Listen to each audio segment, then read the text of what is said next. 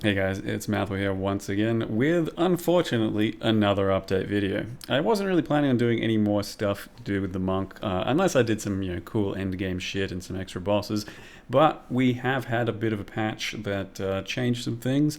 Some builds, for some people, got kind of ruined, according to them anyway. As far as our little monk is concerned, nothing really changed. Not too drastically anyway. So it is a bit of a video to update where I'm at now because my character is level 86. It's done a couple of citadels, which are like tier 15 endgame map style boss things, and I do want to go ahead and just talk a bit more about what has changed or what you basically need to do.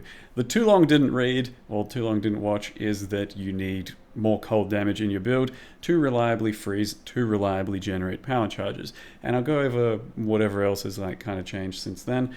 But as you can see, our single target is still popping off pretty well. My gear, I think, is kinda humble. It's nothing crazy. I've changed my staff to be a bit more flat elemental because, well, I could. It didn't cost much and it was a little bit of an upgrade. And then otherwise I've also tried to build a little bit more defensively because as you get into these higher tier maps, we're talking like tier 10 plus, you start to get one shot and like surrounded by things if you're not careful. So our main defense is still pretty much like freezing shit and killing shit before it kills you, but we do have a bit more evasion, a bit more energy shield than before, and also a bit more defensiveness because of that. But I'm also trying to build into more, and I'll show you what the plan for that is too. It's just a bit more end game upgrades, so you're gonna have to work at it. But things like this, as you can see in the background, breach, they get really intense in these late game maps, or pretty much any maps. Breach is just one of those mechanics that has kind of ported over from PoE 1 pretty much one for one, and it is insane compared to everything else out there. So if you want pack size, if you want juiciness, if you want a heart attack, get yourself some breach and go ahead and, well, you can play our character and still do well enough, provided you don't just fall over. But otherwise, yeah, we're looking pretty good. Breach is looking pretty good and fairly fun as well. So for the most part, just wanted to have a quick little video here and jump into the updates for the character. Okay, so a further update. We are level 86. Everyone is super worried about freeze and how to generate power charges. So for the most part, the way I'm doing it is just getting cold damage. I'm pretty sure that's what's happening. There was no one-stop easy shop. Like, it's a process. It takes a while because I was doing power charges manually, as I've said before. I was doing them manually. Let's go over here and grab some gems for a long time until it became a very automated system. So I was using Killing Palm. I was using some Siphoning Strike. You can also use, I think it's maybe a called Profane Ritual. Eventually, once you're ready for it, once you freeze enough, that's when you can start using Resonance, and that's when you can start using Combat Frenzy. So I freeze enough at this point because I've got cold damage, I'm pretty sure, from this weapon, as well as the cold damage from the monk node over here. So getting this one, cold damage, and getting this cold damage here. The more cold damage you have, the harder you hit, the more you crit and stuff, then the more you're going to be freezing and the more sustainable your Combat Frenzy Resonance is going to be. So the way mine's currently looking, if you want to see the example template, Stormwave over here, I personally want about 30 crit. Any less than that, it feels a bit inconsistent. I still want way more, but this is like a sweet spot of where I'm at the moment. That's my cold damage on Stormwave. When I crit, I typically will be getting power charges, and hopefully you build up to that point eventually too. If you get a Fizz Staff, that's fine too. Just make sure you try and get some level of cold damage somewhere else. And likewise, we're getting fire damage so that we ignite, so that this node over here works. The passive tree has undergone a bit of a change, but not too much. I just wanted a bit more attack speed, so I spec'd up here. And I've also utilized some rage on melee hit jewels. These come on Crimson jewels, and with 2 of these, we do sustain rage pretty comfortably throughout just like general content. It should come up pretty quick because of that. Ideally, I have some better shit to spec when I can like anoint this probably, and then I kill off this entire area, and I'll probably do some more defensive stuff like some evasion ES because I do want more of that. Speaking of the evasion ES thing, once we have a proper chest, and also an extra unset ring so I can fit in more stuff. We'll probably go up this way, and that's only when we get our last few things as well. Like, once I get the next 2 points, I'll probably kill this off. I'll do full defensiveness over here, a lot more evasion and attack speed, evasion and energy shield and stuff. And that's kind of an endgame setup and endgame plan, but the whole point of that is to also get Ghost Dance into the setup. Currently, I can't fit this in without an additional unset ring or more spirit, but one other thing I have done is attach, with this extra 30 spirit, I have attached Wind Dancer. So Wind Dancer is just going to give us more evasion. It helps me survive a good bit, and then I've attached Blind to that. Hand of Chiola is something else I'm messing around with at the moment, as you may have noticed throughout the video, which we have Voltaic Mark attached to and Enfeeble. Now bear in mind, this feels pretty terrible to use until you actually have good attack speed. So you got to ramp a bit of attack speed, and then it's going to be pretty damn comfy to kind of like port around, but it's much more melee playstyle. So if you really want to do the kind of melee playstyle, then you Hand of Chiola, you keep your charges up with charge staff, and then you Tempest Fury. It's pretty cool, it's pretty funky, but it's also a lot more dangerous than just doing Stormwave out to the side. So one more time, what our current setup is here is Charge Staff, Perpetual Charge, Innovate, and Super Critical. Stormwave attached to Magnified, attached to Ice Bite, and Longshot. And Stormwave is probably what you want to put quality on first, because when it gets even wider, I imagine it's going to feel much nicer for AoE. I currently put quality on my Tempest Rush, Tempest Flurry, and it's not too noticeable, but maybe I'm a little less melee that way. Hand of Shields over there, yep. Tempest Flurry currently has more attack speed, which does make it feel a lot nicer to be snappy. Primal Armament, and then Close Combat. Herald of Thunder has Coursing Current, which I don't know if it does anything, maybe. It's got Maim, and it's got +1. Tempest Bell has Expanse. Heavy Swing, which I'm told maybe doesn't even work because of bad conversions and shit. I don't fucking know. And Immolate.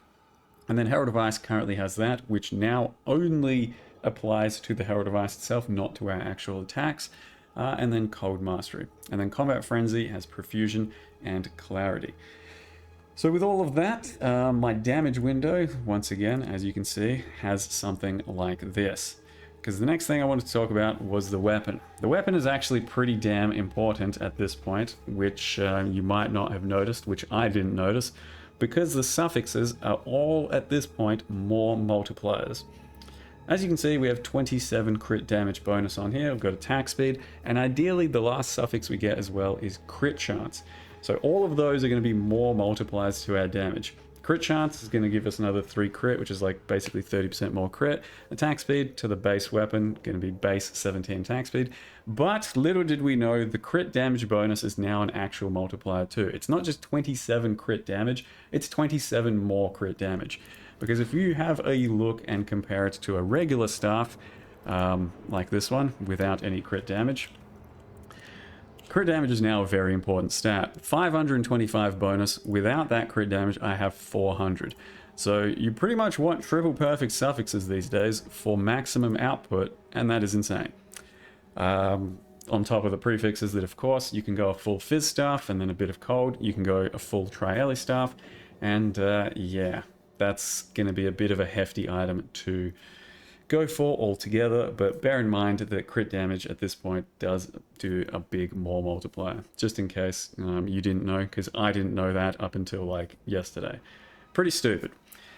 So yeah, cold damage, power charges, all of that good stuff. You want to freeze. Our playstyle is pretty, cute, where we blink around and sometimes range, sometimes not. We can be squishy in the endgame maps. We're still working on that. Ideally, I've got life on all of my gear. I'm still missing it on 2 pieces. So I think I can hit about 2,500 life. I think I can hit a good bunch more evasion and energy shield. Factor in Ghost Dance, factor in those top ascendancy points, and I think we'll have actually a pretty beastly character. Will I get there? I don't know. I'm trying to. It's a bit of a process, and it's going to take some time. I'm not sure I need to mention anything else. That's pretty much all there is to it. That's the passive tree reworked. I did want to leave you guys with my full actual clear of a first Citadel. So Citadels are the things that you now come across as big endgame like challenge bosses. It's a tier 15 map. You have to put in a tier 15 map into it. You'll then fight a big endgame boss. And I wanted to show you the entire thing for a map, just so you can see exactly how our gameplay is and how our boss gameplay is. And then there's no real, questionable things. And then for those people that asked what my Atlas passive tree is, I don't know if it's correct, but that's basically what I've done so far. Just prioritized some shrines, some waystones higher, etc., etc. So with that, hopefully the monk business is going well for you guys. I'm still having a lot of fun. I want to roll a new character, but I also don't because I so badly want to keep playing monk. Thank you very much for watching. I'll see you guys next time.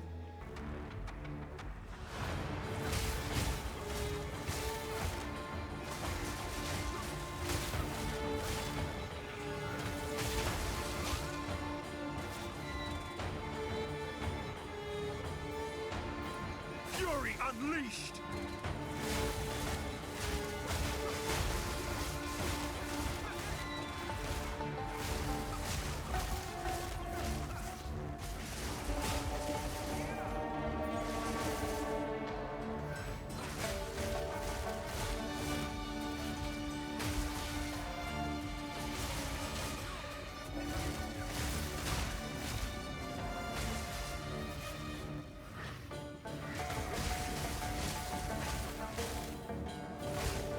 I want to like teleport around a bunch and do my little combos and shit, but given that we're supposed to fight a boss and we want to get to the boss, kind of would just be ranged and shit.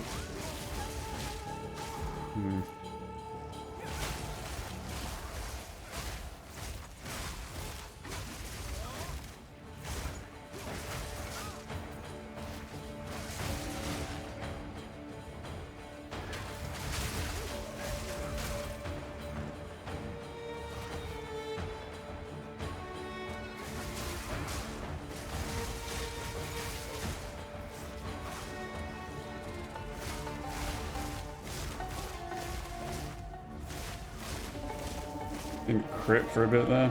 It's kind of sketchy. Thanks, Zeki, for the crown.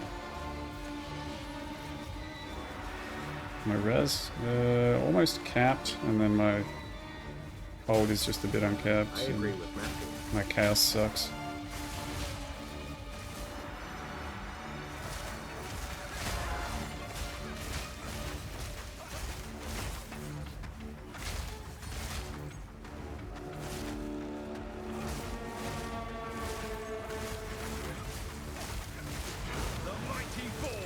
Huh.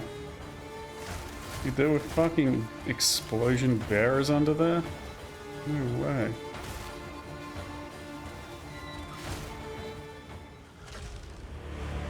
One way or another, this I don't remember what this boss does, to be honest. Submit! You are finished!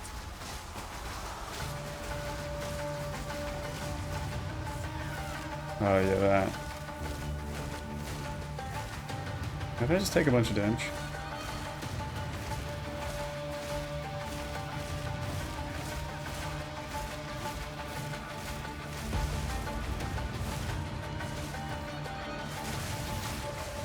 Is he phased?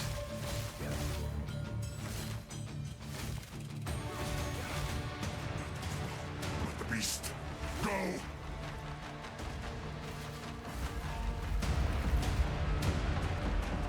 Thanks for maybe 9 months.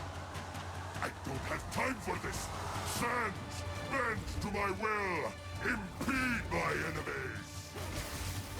Death knell!